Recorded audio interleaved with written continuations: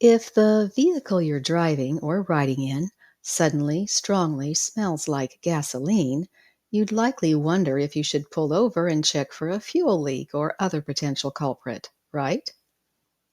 But if you had just stopped at a gas station to fill up the tank, and a little bit later, while driving down the road, you suddenly smelled some gasoline, you might presume that the recent fuel fill-up was the source.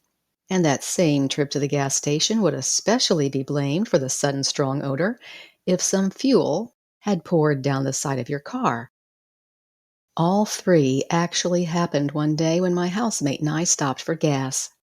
Some fuel, still in the pump from the previous customer's filling, poured down the side of her car. But thankfully, none of it got on her clothing or shoes. Her hands didn't even smell like gasoline.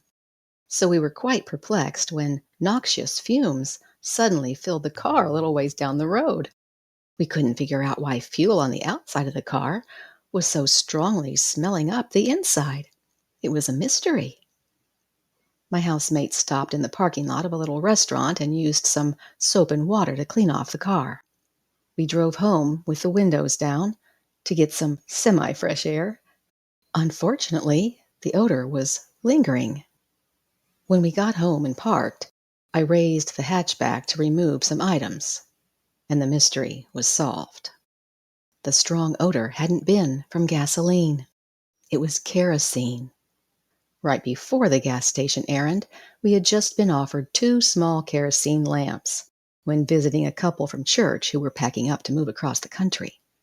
They knew that those lamps wouldn't be safe to travel a far distance with, so they parted with them. The partially filled lamps were placed in a large banana box, along with some canned goods that the couple had just given to us. So we didn't dream that either lamp would tip over. But one did. Now the mystery is, why was the sudden smell assumed to be gasoline? Perhaps because we had just been to a gas station? The spiritual application? We can't always trust our senses. Things aren't always as they seem. So let's look beyond what seems obvious. For the devil and his evil imps use our own senses to deceive us. Based on what we see, hear, taste, feel, and smell, they can cause us to think that we know what's going on when we actually don't. And it can be very serious. Many have been tricked into thinking that their dead loved ones have come to visit them, when in fact those visitors are demons. They have to be demons and not their dead loved ones, for the dead know not anything. Those who have died as believers in Christ are simply resting in their graves till his second coming. The appearances of demons are convincing, involving more than the sense of sight.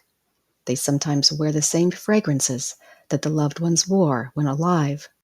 They sometimes speak lies, using a voice so similar to the deceased that those in grief will believe. Satan will even try to counterfeit Christ's second coming. The faked event will look so real that many will believe that it's Jesus. In the Bible, there's a sure way to know if it's really him.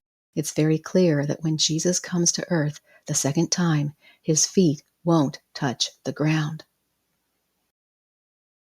In this age of AI, let's not be deceived. Let's not only test the spirits, but let's use our God-given sense to test our five senses.